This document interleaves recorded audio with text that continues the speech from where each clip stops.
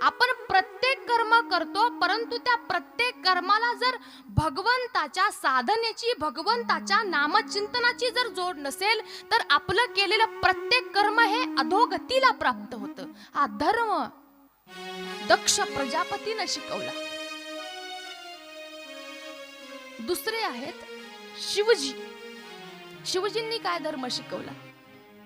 संपूर्ण साधू संतांच्या सभेमध्ये दक्ष प्रजापतीने अपशब्दाने शिवजींचा अपमान केला, तरी सुद्धा शिवजींच्या अंतःकरणाची स्थिती विचलित झाली नाही. स्थिरता काय असते, अंतःकरणाची स्थिरता काय असते, ती स्थिरता शिवजींनी शिकवली. तो धर्म शिवजींनी शिकवला. आणि तिसरी आहे माता सती. सती मातेनं काय धर्म शिकवला?